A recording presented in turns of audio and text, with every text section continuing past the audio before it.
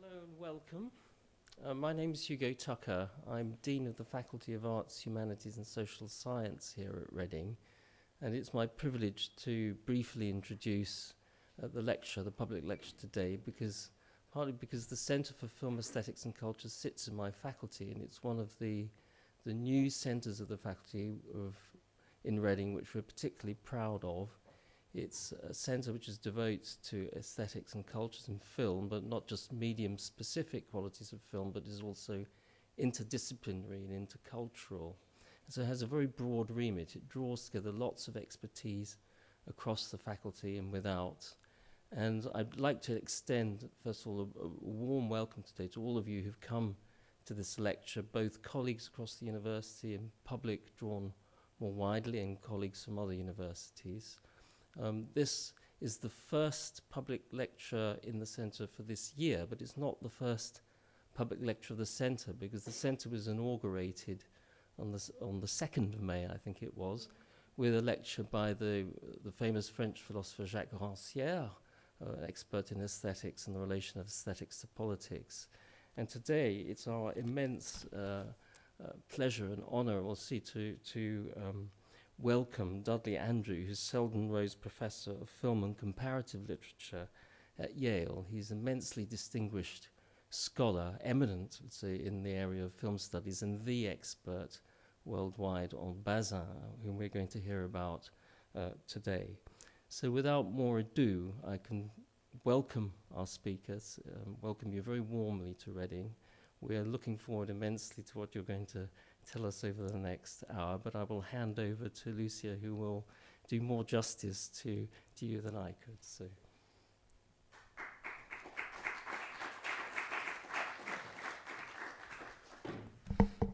Thank you, Hugo. It's so great that you've been supporting our centre from its birth. Without your support, we would not be here today, so thank you so much.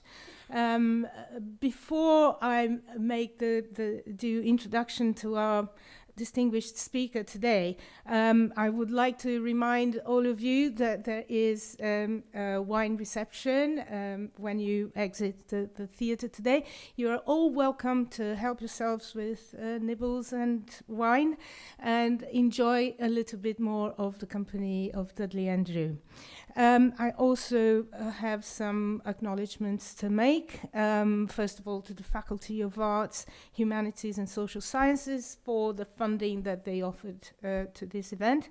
I also need to thank Queen Mary that made sure that Dudley could spend a period in London enjoying his research leave to conduct research on film adaptations, among other things.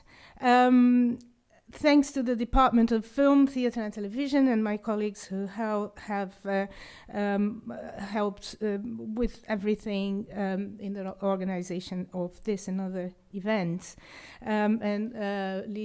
Last but not least, my CFAC colleagues who have given me unstinting support since I launched this idea. But now let's talk about more cheerful things, and it's my enormous pleasure and privilege to introduce to you today my friend and role model, Professor Dudley Andrew from Yale University. I was so thrilled when he graciously accepted my invitation to deliver this second CFAC public lecture today, with a view to furthering the discussion around aesthetics, cultures, and cinema initiated last May, as Hugo has told us, with a magnificent lecture by Jacques Rancière. It is CFAC's core principle to draw on the best theoretical thinking available in the world to inform our research strategy. And we are truly grateful that Dudley Andrew will be supporting us in this endeavor. For whoever studies film, the name of Dudley Andrew is not just familiar, but a door opener to key concepts and secrets of the seventh art. One could say that his scholarship is aimed at illuminating the dark passages in film studies, not least those inherent in the foundational writings of André Bazin. If we have become accustomed to call François Truffaut Bazin's stepson, Andrew is no doubt Bazin's spiritual heir. Andrew's biography of Bazin was first published in 1978. Am I right in that? I think it was 78. A period when Bazin's realist theory and political credentials had fallen out of grace among the generation of semioticians then in charge of the Cahiers du Cinéma in France and Screen in the UK. With sobriety, profound knowledge of his subject's philosophical and humanistic trajectory, and crystalline clarity, Andrew managed to redress this unfair situation to unanimous applause, even by the most recalcitrant of Bazin's detractors. Today, to talk about Bazin is also to talk about Dudley Andrew, as most of what we know about the former is thanks to the latter's tireless work of collecting, organizing, and understanding the legacy of the greatest film critic of all times. Two recent masterpieces have recently consolidated this work. The first is the extraordinary collection Opening Bazin, conceived and edited by Andrew, and offering multifarious perspectives onto Bazin's philosophy of cinema and aesthetic conceptions. The second is Andrew's single-authored volume, What Cinema Is! An emphatic response to Bazin's famous collection of essays, Qu'est-ce que le cinéma? Or What's Cinema? But here I must bring in some of my personal history with Dudley Andrew, with whom I had the luck of becoming acquainted some 25 years ago. We were just discussing this, whether it was perhaps more. I think it's perhaps more. In all these years, I had the opportunity of witnessing his inexhaustible passion, generosity, and curiosity towards cinema from all over the world, causing him to travel around the globe in search of an answer to the question, what is cinema, once proposed by Bazin. My own interest in world cinema meant that our paths often crossed. In Tokyo, when he was looking at rare Mizoguchi films and many other films. In Ouagadougou, where both of us were attending the Pan-African Film Festival, FESPACO. In Paris, where he was putting together a monumental anthology on François Truffaut. Andrew's travels brought him to Brazil at an early stage, where we first met thanks to his friendship with my master and former supervisor, Ismail Xavier. Though at origin an expert in French cinema, to which his marvelous book and very Benjaminian book, A Film in the Aura of Art, is devoted, not entirely, but a great part of it.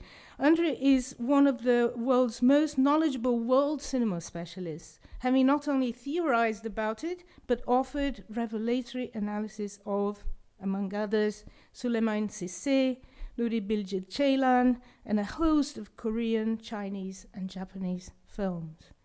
Today's lecture on André Bazin's Dark Passage promises to cover at least several of these films, I would say, addressing at once Hollywood and world cinema in the light of Bazin's visionary philosophy.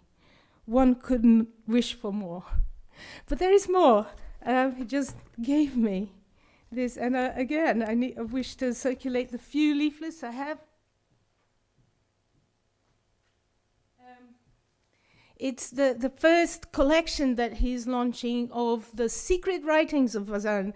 It's 2,000 plus writings that he has in his office, all copies of those today very, very rare writings that nobody has access to. And he's organizing, and it's going to be a series of more than 20 volumes. But the first volume is now out. He couldn't bring any copy because it doesn't have any, but he has shared the knowledge of its launch with us. It's called Bazin and New Media, and If you buy through that website on the leaflet, you get 20% discount. Is it correct? 30, even more. So please rush and order. That's what I'm going to be doing. But without further ado, our dear guest, Dudley André, thank you so much.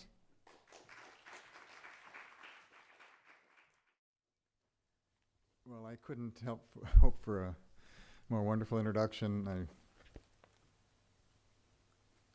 Way over the top, but I'll accept it because you've been such a great friend, and I want to assure, as you already know, Dean Hugo, that you chose right in having Lucia participate in the activities here and launch this this institute, which has all the names that I care about in it. It's got aesthetics, it's got culture, and it's got film. And I think you're on your way to something very, very special, and not many people are doing it, so it's really wonderful. We also share the same tastes, the same filmmakers seem to direct us. You just do it with more elegance and energy, so I hope to put enough energy into this talk. This is a talk about Bazan's philosophy. It's how I began being interested in him. Who did he learn his ideas from? What kind of man was he? And so I researched his biography and learned a few things, but then I decided, let's look at the films that he might have seen, and I scoured in the archive that I've got to find out a few things that he might have said. This really is just a basic talk on what kind of world he lived in, and it's one that's really not so strange. You should be able to understand it right away, because let's see if I can get this. André Bazin grew up in the midst of existentialism. I think he grew up, he was part of he was in Paris during the occupation. He got to know many, many figures. This is the most dramatic picture of him. It's the one that's on the cover of my new book. But he was around when people were talking about Camus, and he was writing for journals where Camus wrote. He was also a friend of Jean-Paul Sartre to some extent, and he interacted quite a lot with the popular philosopher and Sartre's rival, Gabriel Marcel. Marcel had two books that I think are extremely important that people haven't looked at in relation to Bazin. One's called The Mystery of Being. Notice the title. And the other is called, it came out just at this time that Dark Passage did, Homo Viator, which is Latin for man the traveler. They signal in their titles Bazin's attitude toward life and art. And in fact, I've discovered an interchange between Bazin and Marcel on French radio in 1948. He never held forth about ultimate meaning. Completely uninterested in dogma, Bazin, like Marcel, felt that we are all travelers in a mysterious world. His humanism was tempered by his appetite for science, by his interest in the way the world works without man at its center. Undoubtedly influenced by the phenomenology that Merleau-Ponty was expounding at just this time, he considered that our vision of things had to be inevitably partial, intermittent, in a construct consisting not just of what our eyes sense, but of what our mind and memory and other senses suggest is hidden from direct sight. So we may be surrounded by darkness, but we do have the ability to share with others whatever we do see, as well as our perspectives. Moreover, science and art augment and stabilize our knowledge. They test and record various kinds of encounters with the world. Scientific discoveries and artistic breakthroughs form plateaus of understanding on which we stand to gain different and larger vantage points. And Bazin was only 22 when the cave paintings in Lascaux were discovered. And he cites them at the beginning of his great essay, The Ontology of the Photographic Image. These are evidence of a universal drive to defeat time, he says. As toolmaker and artist, Homo sapiens eventually developed cinema, a marvelous flashlight prompting more profound explorations of the caverns of our ignorance, caverns that give on to ever larger chambers. Now, every film presumes a totality, which it delivers in slivers and sections, and we have to connect the story or the line of reasoning from these. Bazin's adherence to the medium of our time stems from the way that it blends in different ratios, for sure, perception and imagination. From film to film, he calculated the weight of what is shown and the greater weight of what is left unseen. And that's been my biggest, I think, my biggest discovery about Bazin. What cinema is what we don't see.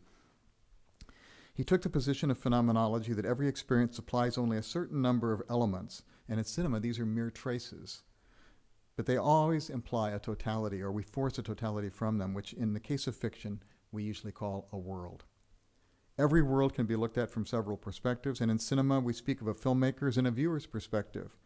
But we can also triangulate this through the values and sometimes the points of view of the characters who relate to each other and to other circumstances that are changing around them. Bazin rose to the challenge of films like Renoir's Rules of the Game, where such relations are dizzying in their complexity. But he also philosophized in, if we can call it that, wherever a film moved him to interact with it. And films could move him in myriads of ways. From the faces that they presented, and he was very attentive to faces, as you'll see in a second, to the desires behind those faces, and the trajectories, let's call them plots, that are launched by desire. A trajectory or a plot is a pathway through a fictional world. It leads the spectator toward what is deemed important, often isolating people and things in close-up while filtering out others beyond the frame line. A trajectory also speeds the film along through ellipses in time or by providing explanations in flashback. Now, Bazin was particularly attentive to the clutter of perceptions and elements that crop up unbidden to the side of a film's chosen pathway. He may have preferred cinema to literature because of the happenstances that a filmmaker cannot control and that register the inertia of the world, that it slows as the momentum of the film is building. The narrative imagination is held back by the clutter of the world in which it is set. He liked films of this sort. So to him, cinema was not entirely an art. Human values were not entirely its goal. Because its technological basis establishes a partly non-human relation to the world, cinema invites a reconsideration of existence altogether. It decenters the human. And isn't this precisely what it means to philosophize? Some films seem to provoke and perhaps even enact philosophy. One candidate is Delmer Dave's 1947 Dark Passage, starring Bogart and Bacall.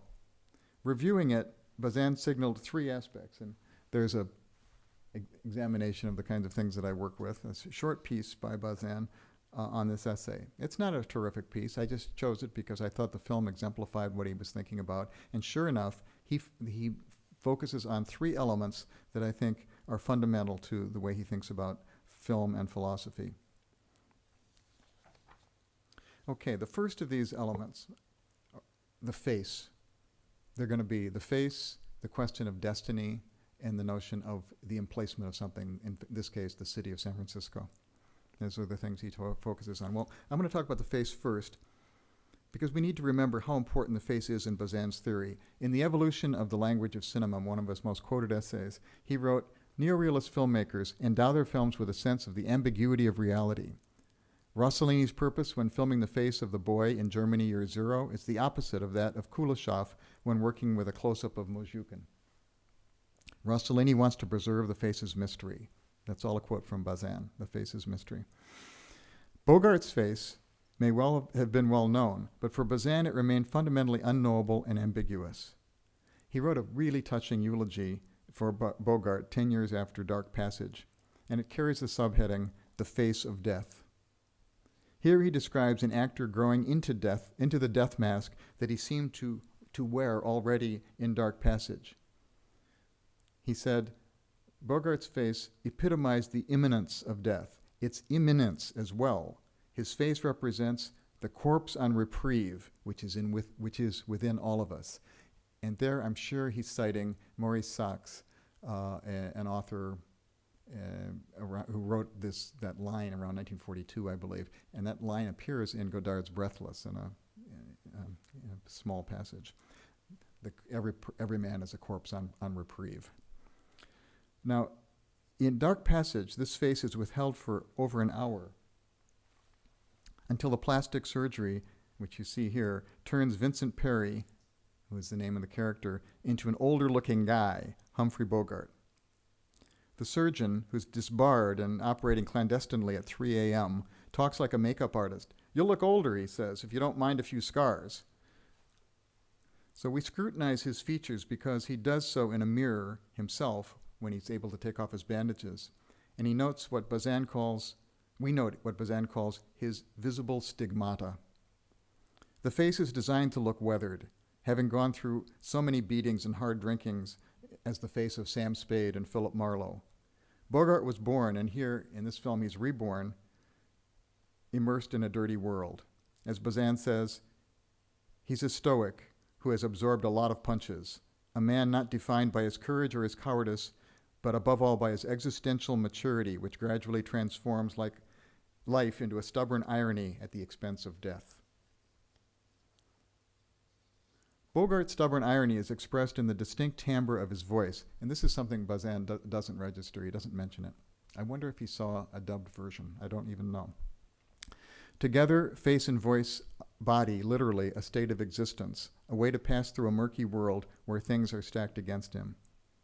We're not far from Camus here, or better, from Hemingway and Faulkner, a fact that Bazin would note when he declared Bogart to be, and I quote, "In the cinema, this is the first illustration of the age of the American novel, where tough luck characters are sources of ambiguity, who have internalized death." Death is not the only place where we are all headed, death is not only the place where we are all headed, but the only place from which any life can be judged. As Dante wrote, midway in the journey of life, I found myself in a dark forest. Bogart needed to die to become a myth. Bogart, in fact, was on the set of Dark Passage for only about half the shoot, because the camera was playing his role till the plastic surgery made it safe for him to show himself and to be shown. Whip pans are going to simulate his character's head turning, and an unsteady track will mimic his gait. Dark Passage was an audacious experiment in first-person perspective. It allowed close-ups like this because we don't see Bogart's face, we just see what the camera sees, and it allows Lauren Bacall, for instance, to come as close as she wants to the camera, and it doesn't seem out of proportion. This film followed MGM's Lady in the Lake by about 6 months, which is the first famous experiment in first-person narration, in camera narration in film. Actually, Orson Welles had started to try this in 1939 and 40, but the war interrupted it. It was far more successful than, Dark Passage was far more successful than Lady in the Lake. Successful with the critics and the public, because it provided the additional suspense of waiting for Bogart to appear at last on the other side of the camera. Because for the first hour, he talks to himself or he answers those around him in a rare example of, I wouldn't call it voice over, but voice with. That is, the voice with a camera's look.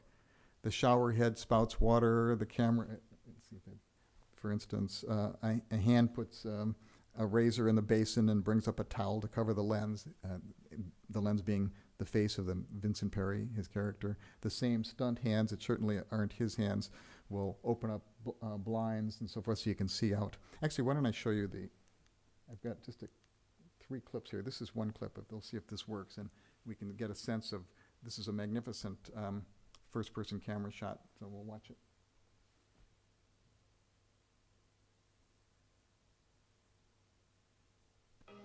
Hat? 7. That's a lucky number. I'll be back soon. You'll have to get rid of those clothes. There's some wrapping paper in the kitchen. Wrap them up in tight bundles and throw them down the incinerator chute. Treat yourself to a hot shower. And you need a shave.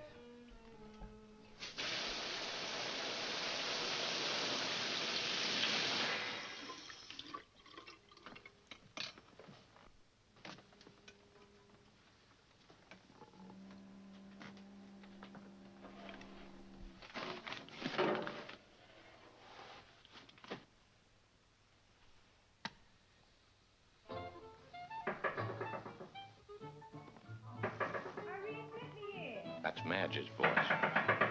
You know I'm out here. Are you gonna let me in? He cheats here. He goes outside. Is someone The cameraman does. Yes, someone's in here with her. Now go away. But the sound's muffled as if it is outside. And now this is a magnificent shot that it's got 2 tricks in it if you watch closely.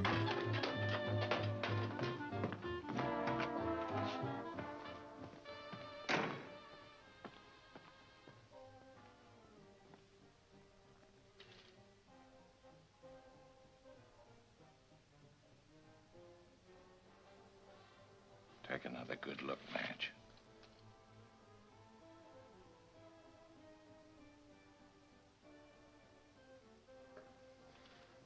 Huh.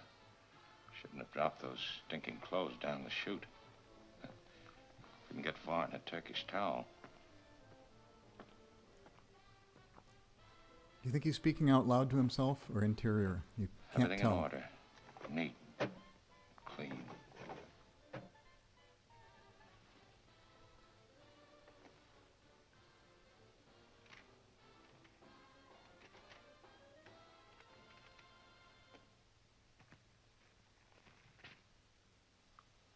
Calvin Jansen, sentenced 4 years ago to life imprisonment for the murder of his wife.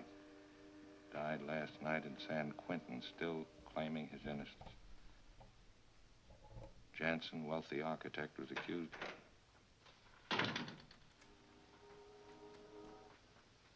Thought I heard somebody talking in here. I ask about the interior monologue. Is he speaking to himself when you hear this voice? Or when she says, I thought I heard somebody talking, it makes you wonder whether you can't tell. That's one of the interesting things about it. Anyway, we could go through the image and see the two places where this, what looks like a continuous track for well over a minute, is tricked with the camera stopping and a very slight and imperceptible cut being held. But in any case, it gives you the sense of a continuity of internal life, both through sound and picture.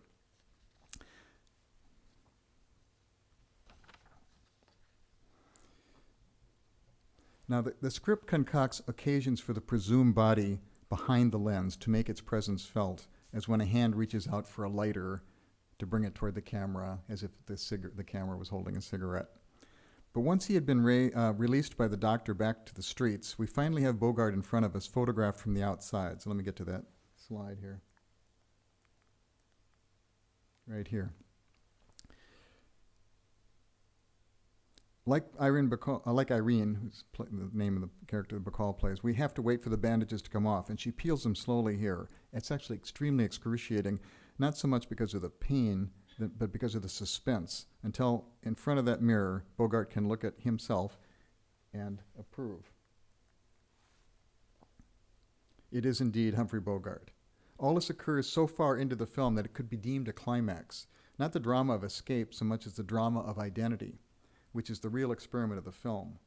Voice joins face to render a person in depth, a man with a past in other films, and an off-camera life that is very public, since everybody knew that Bacall and Bogart had just been married after having had a torrid love affair. So when you finally see his voice and see them together, it looks like something you could have looked at in the movie magazines at the time. And this is the man that is hoping to be anonymous so that no one will recognize him. Vincent Perry's new face is meant to be anonymous, the face of no one alive, so that he cannot be tracked.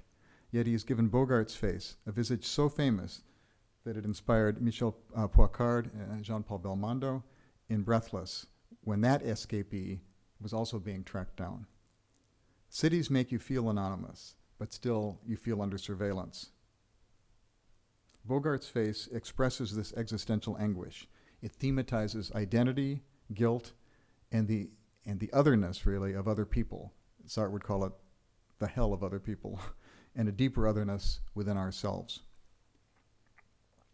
Okay, the second aspect of this film that Bazin talks about is destiny. While the mystery of the neorealist face may be seen in Bogart's face, the plot of neorealist films is quite loose, the opposite of the mystery story that makes up Dark's Passage. Neorealism can afford to do away with montage, or lots of it anyway, whereas Dark Passage requires a good deal of editing before Vincent Perry can make it through the birth canal of the plot so that he can be reborn in a seaside Eden in Peru, which is where the film ends. In a two-part examination of the policier, the genre of the police film, and calling on Aristotle to distinguish it from tragedy, Bazin first analyzed what he called the physics of its mechanism, that's the plot, before turning to the chemistry of its substance, that's the character. He makes this distinction. It's quite enticing. I'm going to start with the chemical part, the plot, the character part, because the film's distinctiveness lies precisely in the chemistry of its hero, or rather in the way the film almost scientifically tests the chemistry through an experiment with special effects plastic surgery. Bazin identified the noir hero by a peculiar molecular combination that involved elements of both criminal and detective, and he held up Humphrey Bogart's Philip Marlowe as an unalloyed example. Vincent Perry is not so clear a specimen, but once he's given this is the Vincent Perry that we're supposed to believe, this is what Bogart looked like before the plastic surgery. And he's said to be much younger. I don't really feel that he's younger than Bogart, but once given a new face, he feels transformed from someone who is technically a criminal on the run and condemned as such, into a detective hunting down the real killer. With his original face, he feared every person that he ran into, every knock at the door. He cowered upstairs and peered behind the blinds, as we saw, sure that he was being spied upon. But with a new face, and as Humphrey Bogart, he starts acting more like Philip Marlowe. I've got to prove who killed him, he says. Now it'll be he who turns the tables on the blackmailer. This is the blackmailer, and he's going to knock the gun out of his hands and actually help him jump to his death. And next he's going to knock on Madge's door, the woman that had knocked on his. He knocks on her door. She doesn't recognize him, but he begins to torment her until she jumps to her death. Both his tormentors wind up in panic.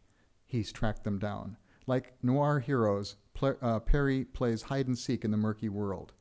Caught within the ambiguity of events, Bazin says, it's not he who is immoral, rather it is morality itself that gives way under his footsteps, because duty and crime appear to be desperately relative notions when seen under the light of a series of actions that are always duplicitous and perpetually disguised.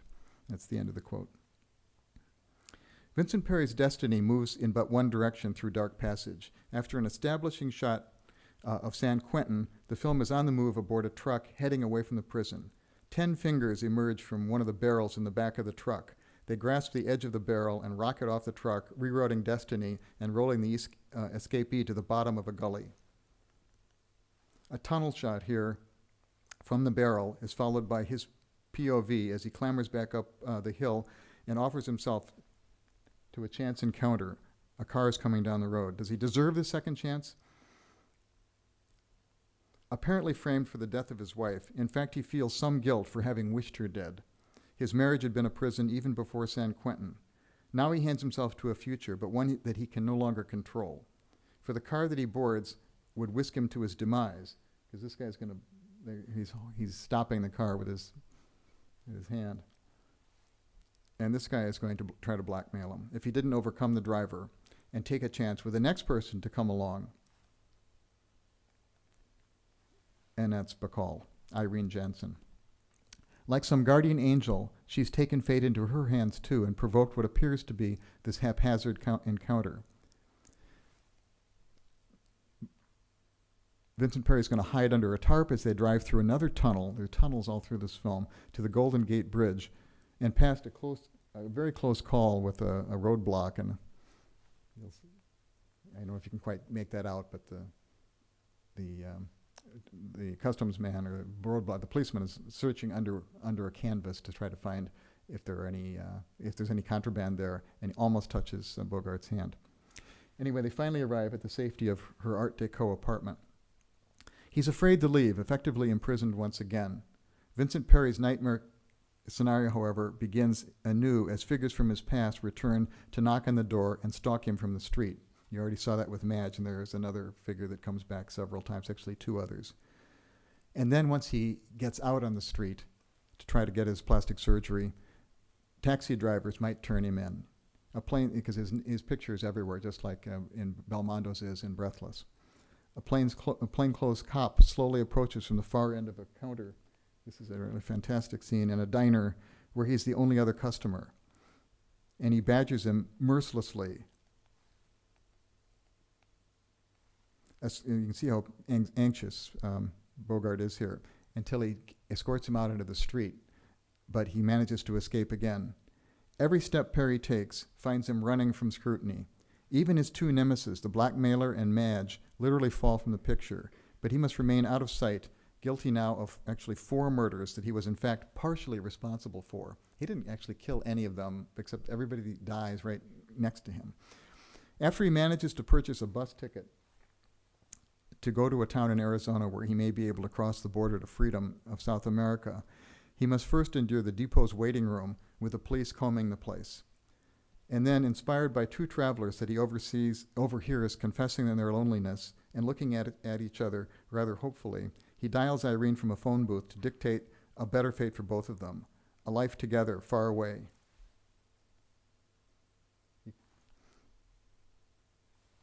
I'll be waiting for you, he says, if you could see your way clear to join me. And he's put the song You're Marvelous on the jukebox, the song that played when Irene first explained her presence in his life. I think I'll play this scene. To the record. This is earlier in the film. How'd you happen to be painting up there? You didn't know I was No, I painting. didn't. When I woke up this morning, I found myself wondering how you were getting along. Oh, I don't believe in fate or destiny or any of those things. Because I know it wasn't destined for my father to die in prison. Well, I guess it was something like fate to make me go out to Marin County to paint. Maybe it was simply because I was thinking of you. I don't know.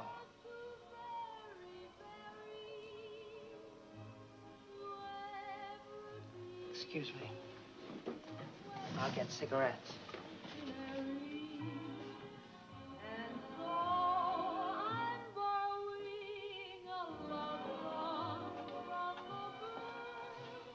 Thank you.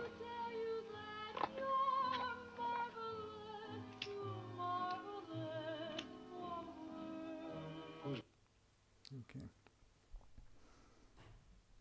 So those are the big words that Bazin latches on to.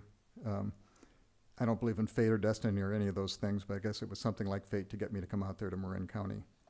So this song becomes a talisman for them. The recording comes back to reassure Bogart and Bacall each time they feel threatened, until it is last played live on cue when in the final shot, Irene does stand before him as if in a dream fulfilled. And they're playing this song in Peru. It'll be love ever after, with neither rivals nor inconstancy, because Vincent Perry now is not just a lover, he's actually the surrogate as well for her father. His father is his near double. You saw already those 2 photographs from the newspaper, both men framed for the murders of their wives. A man who languished till death in San Quentin, though innocent of the murder that sent him there. So her scrapbook, together with her phonograph record, kind of contained Vincent Perry's destiny. He couldn't go wrong, so to speak. All right, now let's get to the third aspect. Bazin, as you may have caught, thinks this is really a bogus use of, it's not tragedy, first of all, and he finds it a weak use of plotting. But what he does like is the use of San Francisco, the open city. So he deflated the pretensions of the policier, but he appreciated the intricacy and the rigor of its narrative form, as well as the urban milieu that it exploited. He found it really trivial in its recourse to fate and destiny, at least in comparison to tragedy, because those films aim to be realistic rather than mythic. Film noir is surely the policier's most interesting subgenre, but he felt that it had reached its summit in the 1946 Big Sleep. Later noirs mainly exploit one gimmick or another, and there's no question that Dark Passage is a gimmicky film. It's got 2 big gimmicks as far as he's concerned, and he likes them both, the first-person point of view and outdoor shooting. These work at cross purposes, however. Sticking so close to a hero with few things on his mind beyond survival, the film's visual scope is deliberately limited. There are a lot of props that come up in the film. They're common to this genre. Cigarettes, lighters you've already seen, taxis, whiskey on the counter, the diner, the Fleabag Hotel, stylish apartments, the phonograph, the phone booth, even muddy shoes. And of course, there's a pistol. This is almost an exhaustive list, but it's not particularly long, as the plot requires little in addition. And the cast is similarly small and conventional, except for the blackmailer. All the characters in the film, there are about 5 of them, they knew each other before the film and they were interrelated at the beginning. I'm not going to go through the details of it. The director simply moved this handful of people who knew each other ahead of time and had relations with each other around a couple of locations amid a limited number of standard props. Yet Dark Passage goes out of its way to feature San Francisco, providing vistas of San Quentin Island, the Golden Gate Bridge, Philpott Street and its famous stairs, the wooden staircase. Bogart climbs those stairs to reach Irene's streamlined modern apartment, the famous Moloch building on Montgomery Street. And then there are all kinds of views that we get during the few taxi rides and in the picturesque trolley that that effectively gives us a kind of downtown tour as we pass ordinary citizens going about their business. Sorry.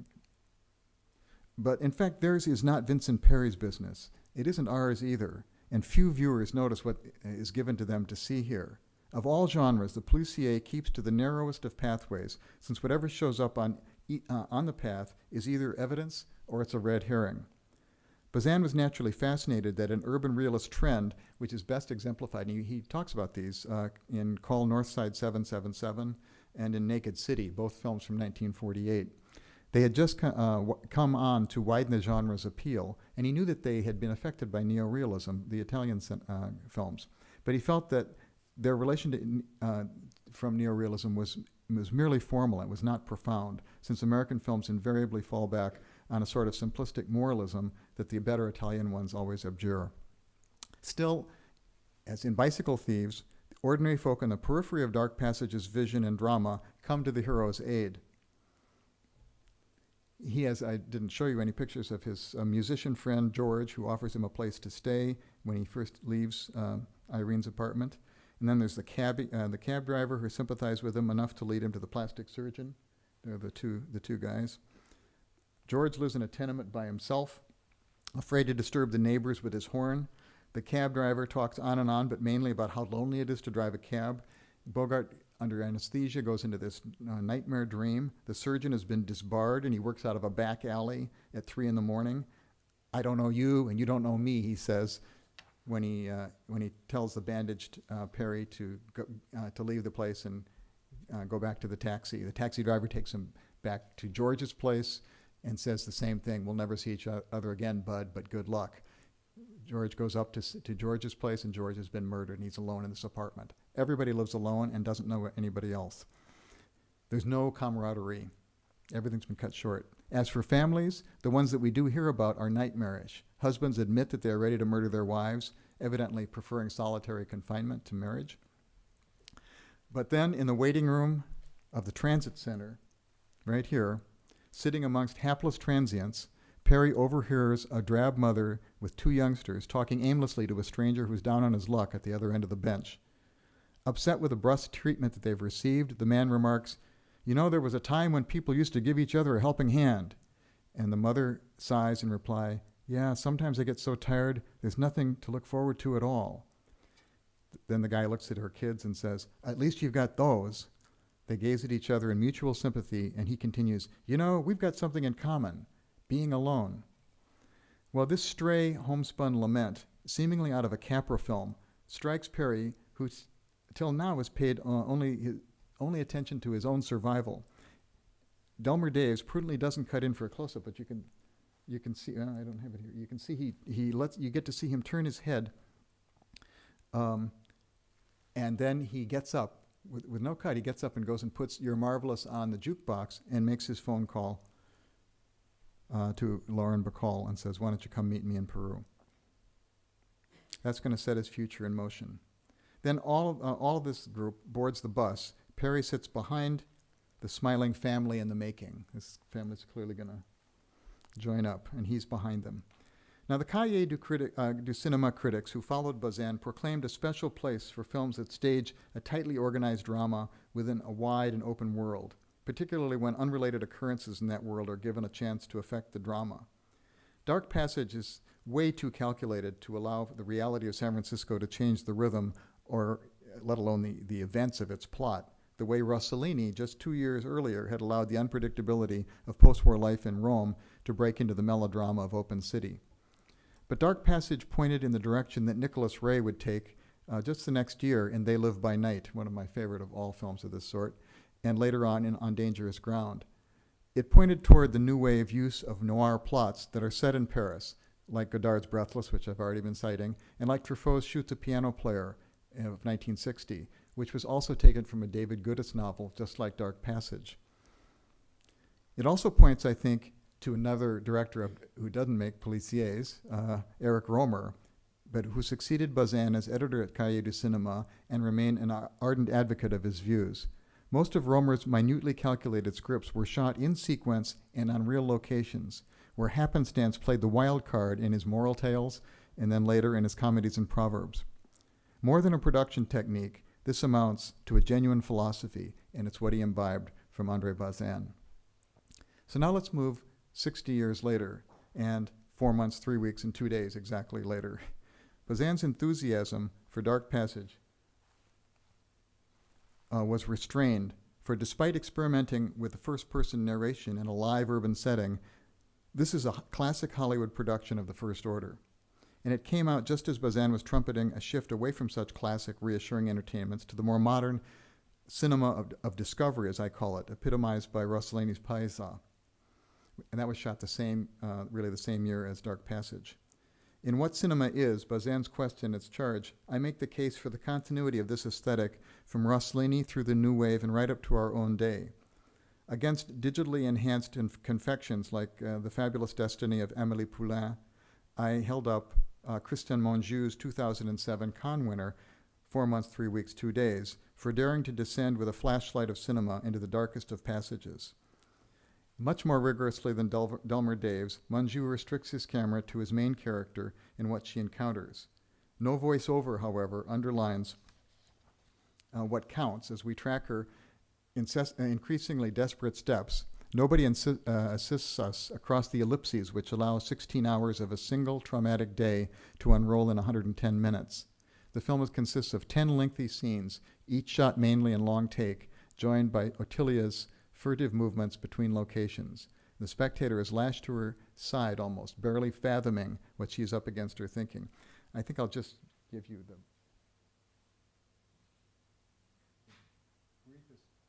the briefest beginning of the film, so you can see that this is the very first shot of the film.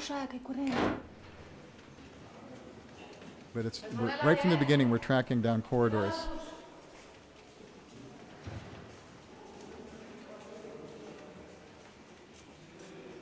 This is Ottilia.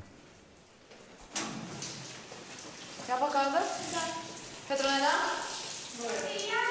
Là! Dice! We're going to see another longer one, so I'll just leave it at that for the minute. This is the first of several virtuoso long takes. If I let it roll, you would see it's an amazing shot, and she goes into several, 4 or 5 different rooms, and you get a whole sense of the dormitory life there, and several things that are going to happen later on. It's very similar, by the way, to the opening shot, the credit sequence shot of Jajanka's The World. Both of these are in my canon of modernist cinemas of discovery, as I call them. So this is the first of several virtuoso long takes, this one establishing the gray temporality of innumerable dull days in socialist Romania. The film takes place in the late 1980s. Against such monotony, there arises an intense drama on the 2nd day, 3rd week, and 4th month of Gabi's secret pregnancy. Ottilia risks jail when she books a hotel room for the abortion from suspicious desk clerks. You can see these guys at the end of the room, and even the clerks are very, very suspicious. Then there's an anonymous crossroads as she encounters the even more suspicious abortionist, Mr. Bebe. His piercing, indirect questions pull her into an ugly and mysterious moral drama. This is Ceausescu's Romania, 1987, where citizens are kept ignorant and under surveillance. Ambiguity and menace grow within each excruciatingly long take, especially during her negotiation with the abortionist, so elusive that few spectators know what deal has been made and when it happens. And then the abortion procedure itself, on the plastic bag, covering the lemon, viewed from first to last. Spectators may argue over the ethics of abortion, but the sex that Mr. Bebe extorts from Ottilia is an undisputable atrocity. Though unseen, indeed because unseen, it constitutes the hollow at the center of both the social and the filmic system. It's a kind of moral black hole. Christian Mungiu inserts this ellipsis where you don't get to see Monsieur Bebe, the abortionist, taking advantage of Ottilia, who's arranged for the abortion but is innocent and had no idea she was going to have to do this to help pay for the abortion. He leaves us out of this as the one ellipsis that we see, just as the entire day is one about which Ottilia says in the last line of dialogue, she and Gabi will never speak about it again. Silence and obscurity prevail, as do Ottilia's viewing angles. The camera ducks secretively into a tawdry hotel, and it seems to keep its head down while moving through nearly deserted streets in obscure light. Bits of dialogue provide hints of motives, and suggest interconnections between people that we never meet, but whose roles we can guess. 4 months unrolls as a series of evasions and prevarications, yet shockingly and against our wish, we are made to look at the unavoidable, the bloody fetus on the bathroom floor, and I'm going to show it here, so if you don't want to look at it, don't, but I'm just going to show it for a minute. It's just a very shocking scene, and you kind of have to see it after, I do at least, after all of this gray and blue. This hideous red mass, the stain of the real, Lacan would call it, lies in the belly of this gray film. For an awful moment, and against the rules that Mungiu has established, we are left alone with the fetus. Then Ottilia wraps the towel around it, empties her bag to stuff it in it, and carries it into the dark city, looking for a way to dispose of it. The film's most elaborate and relentless tracking shot follows her into a dark alleyway where she avoids encounters with lone men and barking dogs. She's almost corralled by fences. She slips through a dingy door. And without a cut, we go right up to the service balcony, and she sends the contents of her bag down the chute. And we hear it rattle. Actually, I think we'll take a look.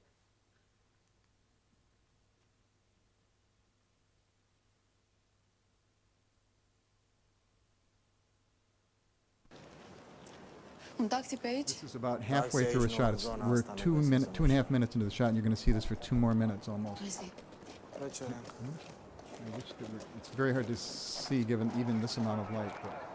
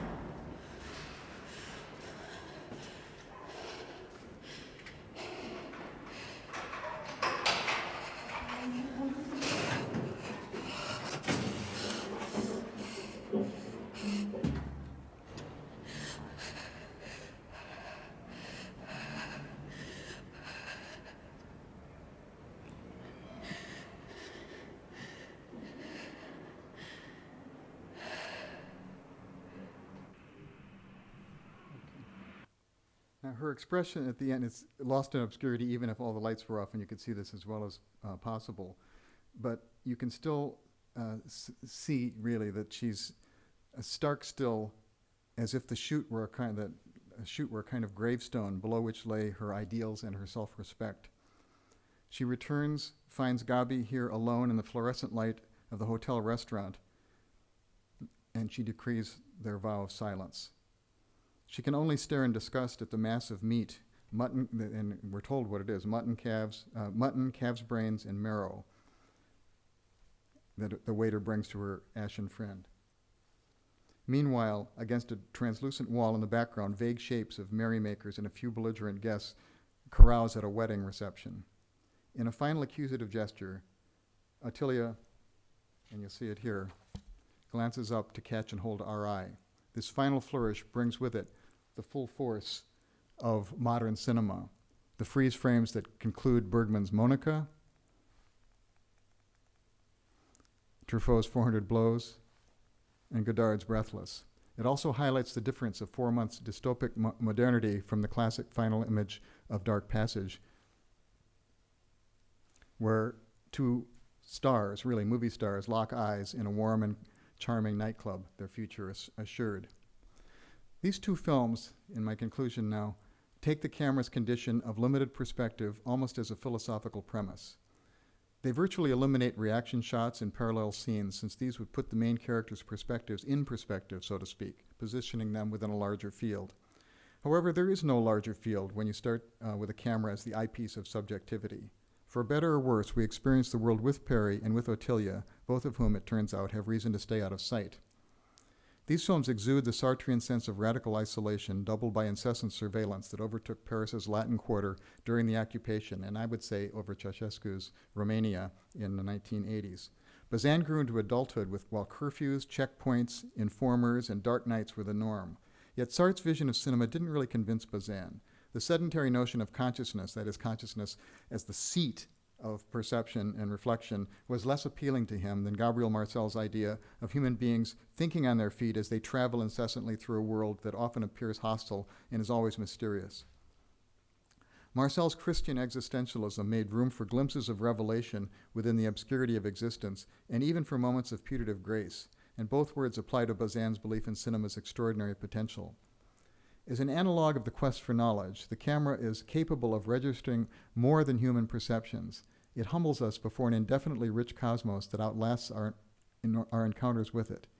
Increasingly sensitive lenses and microphones, as you heard in this last bit, alert us to types and quantities of matter and energy beyond the spectra and limitations of our eyes and ears. Yet the camera has its own obvious limits, too. It displays a rectangular field of vision from a single position, and it does so in 2 dimensions and with variable focus and clarity, depending on lighting conditions.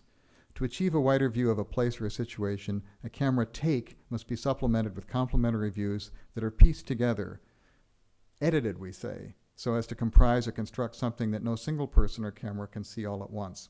And so a limited view on the world, we might trust, becomes a version of a world, whether we believe it or not. Every fiction film plays with this asymmetry, and some directors, like Hitchcock or Michael Haneke, do so diabolically. So the mobile long take that we've seen now in both these films expands the trusted view because it captures a situation that develops within its field. Bazin highlighted the importance of this possibility because it puts the spectator in a state of acute anticipation, just as we would be before life itself, where things come up to change an initial situation. And situations, which is a term that he borrowed from Sartre, like many other people at the time, are the ways that humans organize their perceptions so that they can grasp them and act with them. But just as the camera senses more than the eye can perceive, so every field is full of things extraneous to our situation. In Bazin's view, and in his philosophy, the world is precisely what is extraneous, and that is extraneous to the plot that develops within it. The world exists before and beyond the meanings that we forge in negotiating it. Certain long takes, like Bellatar's, submerge whatever the characters may be up to under the weight of the world's persistence. Bazin applauded any film that found a way to deliver the complexity of a situation, including a film like Potemkin, even though it uses montage. But he especially appreciated films whose quest to attain a view of a situation could be felt as it occurred, Where a montage produces a relation that has been decided upon or noticed in advance, films in which the character and the camera interact in time exhibit the struggle to come to a significant view in their very mise en scène. Thanks to the technological aspect of cinematography, the world that the camera registers, the scene of the mise en scène, retains a solidity and an ambiguity above and beyond the meanings and projects that characters or even filmmakers try to ascribe to it. Conceiving cinema as a quest in this way makes it a much more philosophical practice than an artistic one. In signaling a return to cinema's rapport with a kind of post-ontology of the real, Thomas Elsasser starts with Bazin only to invoke the philosopher Jean-Luc Nancy, who has just turned to cinema because it offers to reach beyond art and beyond the human. And this is a final paragraph that I want to read and break down. It's Jean-Luc Nancy, this is Elsasser writing, Jean-Luc Nancy takes Deleuze's version of Bazin's neorealist aesthetic and he turns it on its head. Nancy's Heideggerian philosophical move is to argue that letting go of meaning actually gives us the world, and the cinema can thus be a means for freeing ourselves from this obsession with meaning, not by representing the world, but by presenting it as self-evidence and self-sufficiency. The evidence of cinema, Nancy says, is that the existence of a look through which a world can give back to itself its own real and the truth of its own enigma. That's the end of the Elsasser and the Nancy. I don't know if you could follow that, but Nancy is embedded inside the Elsasser. Both of the films that we looked at, this is my existential shot of Bazin and the final shot of the last film. Both of these films that I've looked at here allow us to conceive of just such a look at the world because their central characters are so frantic to understand what might imminently happen to them that they are, until the last minute almost, literally myopic. They're short-sighted, both of these characters. Watching with them and watching them at the same time, but watching to the last moment, we recognize that the world is indifferent to their particular plights. We need to supply only a small measure of irony for Bogart and Bacall's final embrace, the one that I just had up there, to seem really far-fetched. It's so distant from the nightmare of Dark Passage that it evaporates into some neverland, leaving us to consider the world that we have looked at as a world moving, and this is Nancy, a world moving of its own motion, without a heaven or a wrapping, a world shaken, trembling as the wind blows through it, unquote. This is the world that Nancy, channeling Heidegger, would restore via the look of cinema. As for Ottilia and Gabi, whom you see here in the end, looking down at a plate of meat, they vow never to speak again of their horrific day, relieved to return to the silent meaninglessness of routine and letting the world's thickness, which is another name for its greatness, bury the sordid plot that briefly took over their lives. Eric Romer, in thinking of what that greatness of the world might mean to Bazin, claimed that at the bottom of his friend's philosophy, you would find not Sartre so much as Martin Heidegger, not being in nothingness, but being in time. The long takes of 4 months, 3 weeks, and 2 days impress on us the traces of being, that is, something beyond meaning, and the anxiety of time, something beyond plot, that are available to every film. More directly than the traditional arts, cinema keeps us alert to the truth of the enigma of the world that it engages.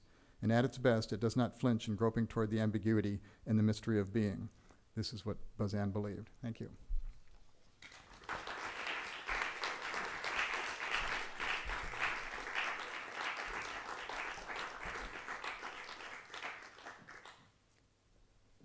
Wonderful, thank you so much. I'm still thinking about so many elements here. There should be a roving mic somewhere because we are now going to take questions.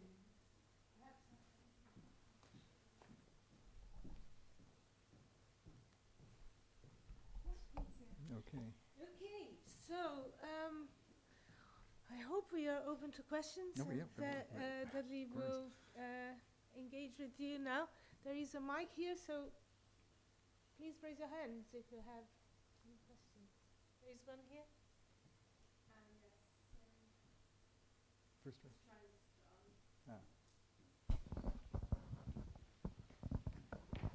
Thanks.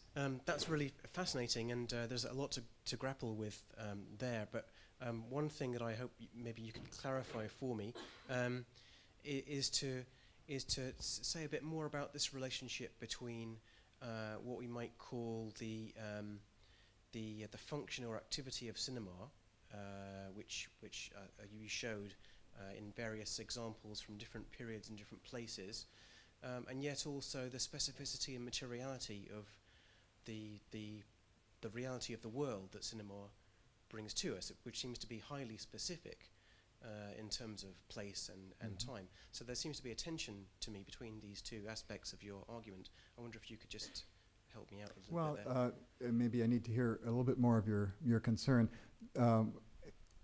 Bazin was mostly writing about feature fiction films that are plotted and are full of the imagination of scriptwriters and the fantasies of art designers and so forth. And he liked that. He thought there was always a tension between the imagination and the what he would call the drag of real time and space that they have to work within. They'll do all kinds of, some directors just get rid of all of it and just work in animation. And others, like Bellatar, for instance, who gives you these, and like Christian Manjou here, gives you these extremely long takes to allow the drag of the world to kind of hold back the plot. So that's, I think he felt that cinema was kind of only partially an art, and it achieved its importance by reminding us that art only is limited in taking us to, taking our desires to shape it up to a point when it runs into the friction of real time and place situations. And those are what he tried to point out in every chance he got. Here, wanting to talk about the San Francisco parts of Dark Passage, which really doesn't use the city very well, but he then in later films would be able to see this happening more and more, so that the city becomes a real possibility. So those are I'm not sure if you can. Yeah, I guess I suppose I like your emphasis on and his emphasis on the thingness of things and the placeness of place and that kind of thing.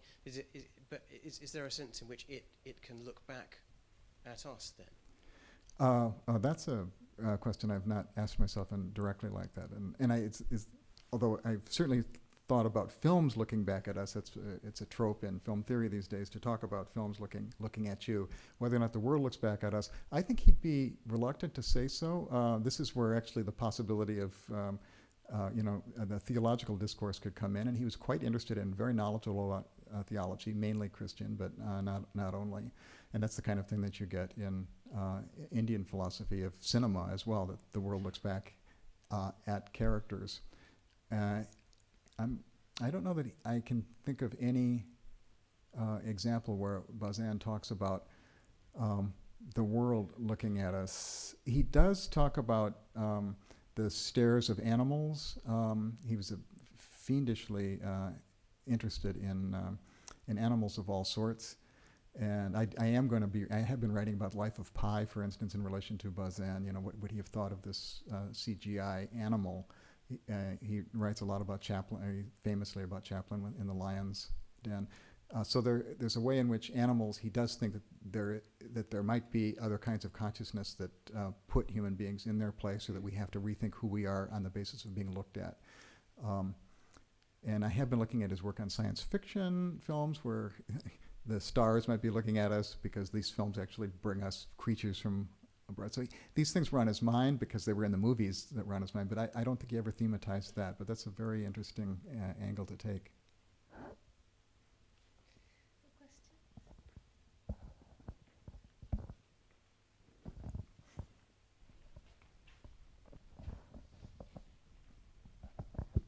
Thank you. I've got a question. It might be building on Jonathan's question a little bit, and it's about the relationship in 4 months, 3 weeks and 2 days between the sort of formal aspects you were talking about and that question of surveillance, because you invoked it once or twice in a way, I might be putting words in your mouth, but a way that sounded like those long takes were somehow connected to that sort of environment of surveillance.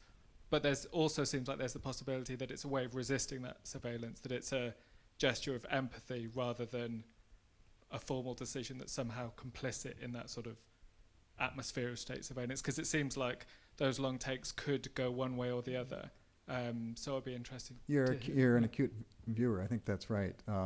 And I pushed one aspect of 4 months, 3 weeks that suits the idea of the mystery of being and the hollow passage that we make through life, and we come out the other end, and as in A Man Escaped, another film that I would put on the table, and many others, but we come out at the end and there's death, and we don't know what that means, but we've been through the hollow. But these films take us through that passage. At the same time, I was also suggesting that this vision, which is concerned about the limitation of what we can see inside inside what is clearly a mysterious world, came out of two political situations where there was a lot of surveillance, and maybe these people were most sensitive. Maybe existentialism couldn't have, and I've actually been really rereading Sartre, Being in Nothingness, as a kind of occupation novel.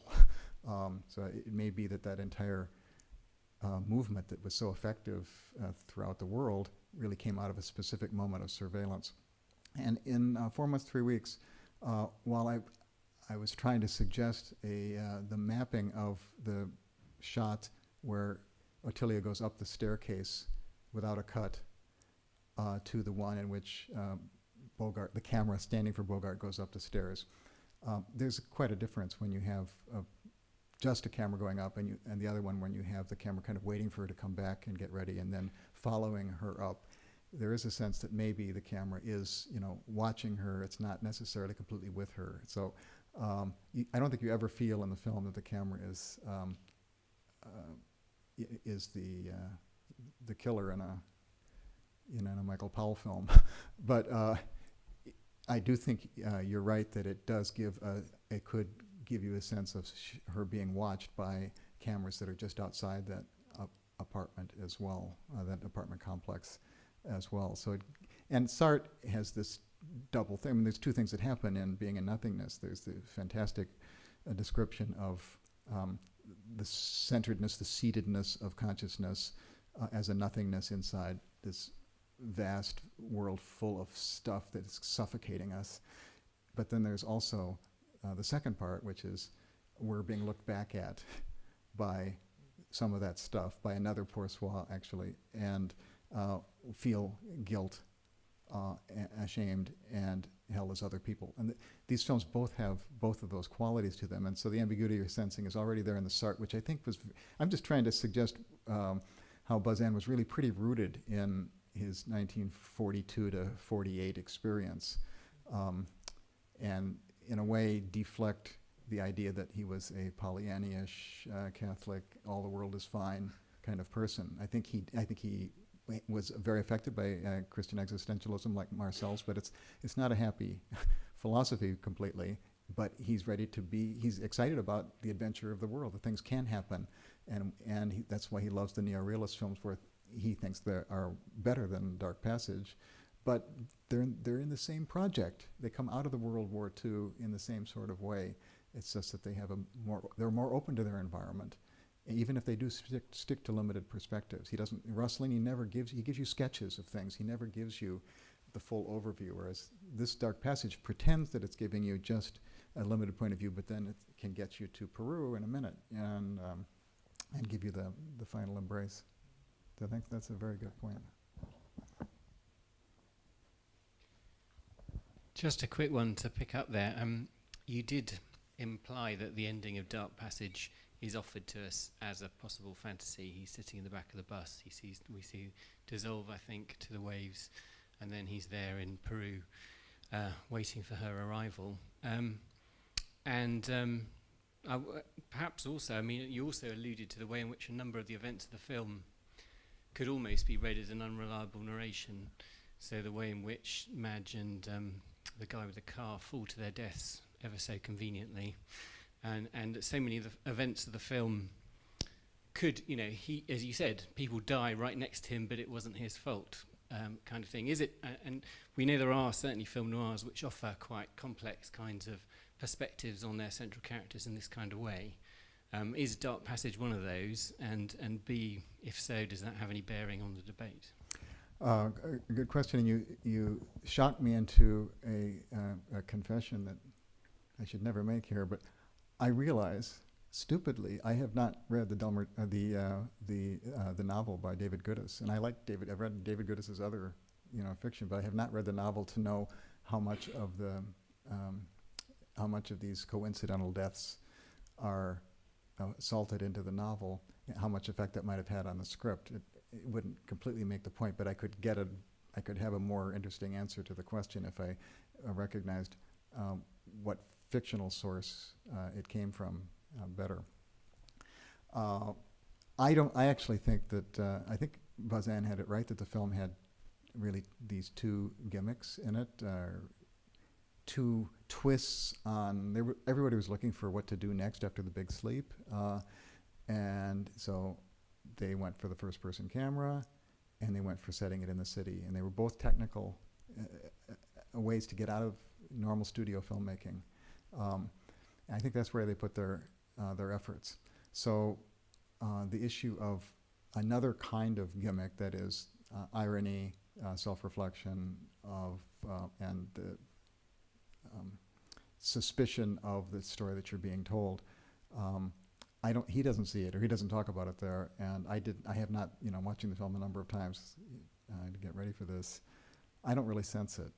But maybe you watched it since you knew that I was going to come and talk about it. You might have just checked it out and looked at it, and you might have a bit different view. I don't feel that it has it. And you're going to get that later on in Robert Aldrich and other filmmakers, for sure. And you're going to get a very different feel for it. And as I was saying, They Live by Night by Nicholas Ray, who's going to try to get rid of many of the plot issues because they are so obvious that he lets the thing stay way more open.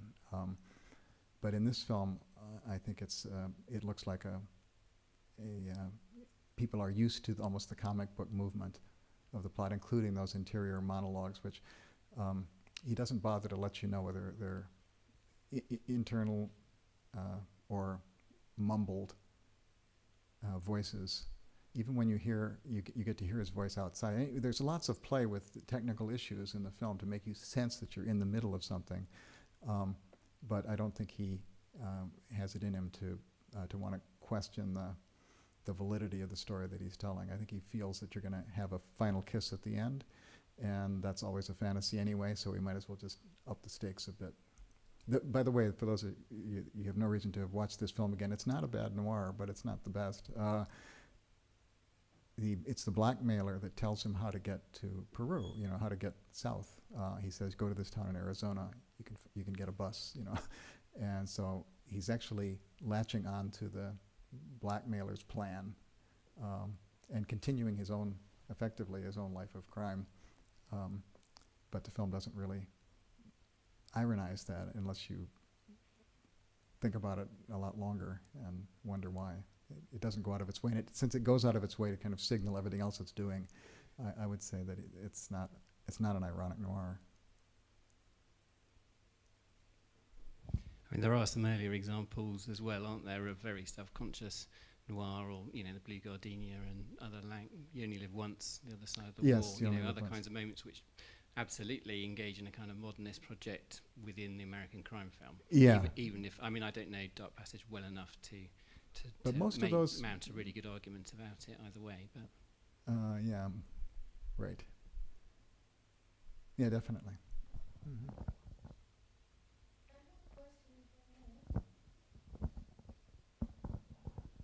Thank you. It's to do with the conversation we were having just now, and now listening to your talk. It got home to me that what you actually meant by a philosophical camera, if I understood well, the fact that this camera endowed with an agency that kind of writes the philosophy that Bazan was trying to express in his writings.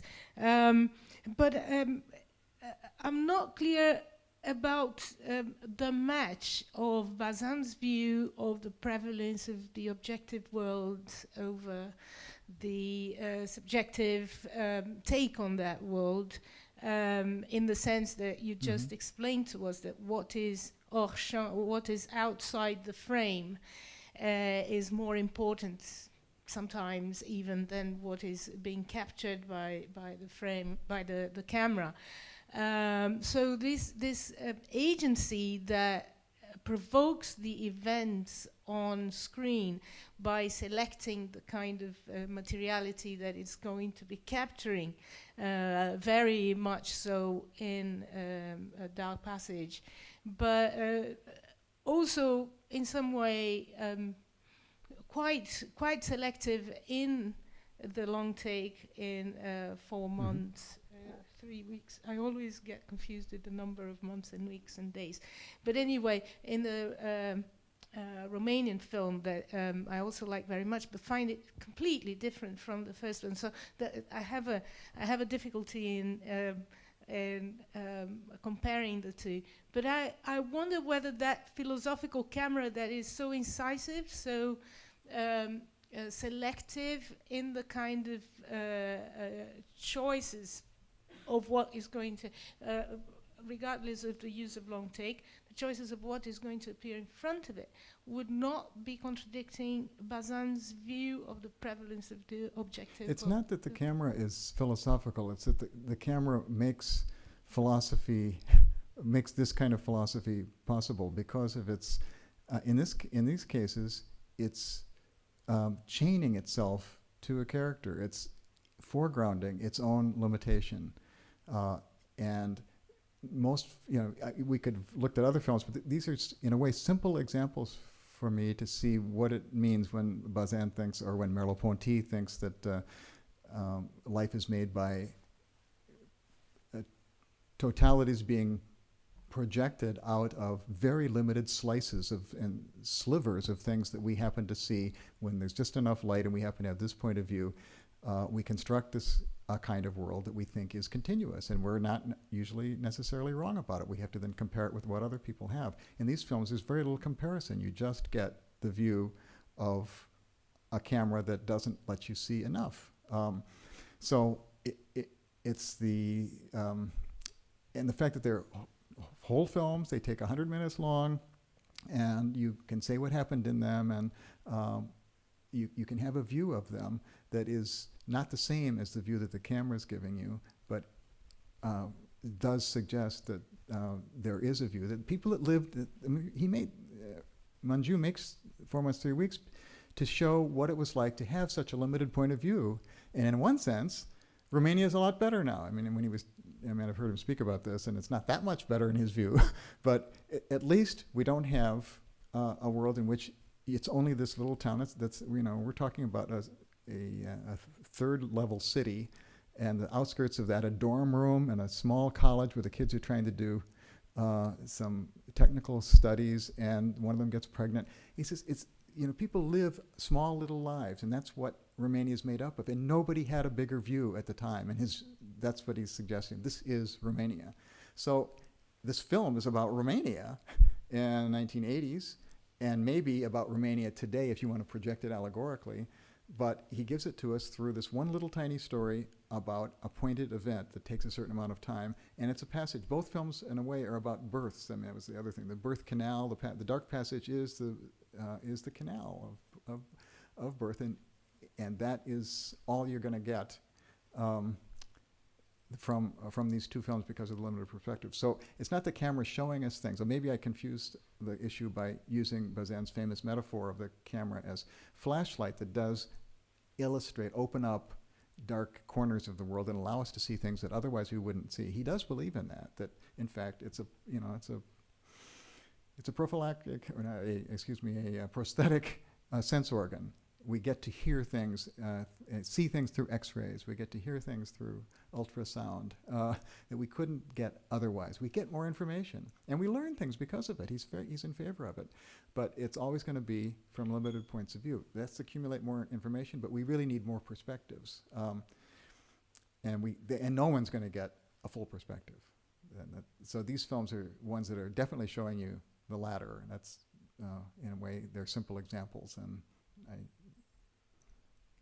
Thank you. Okay. Any more questions?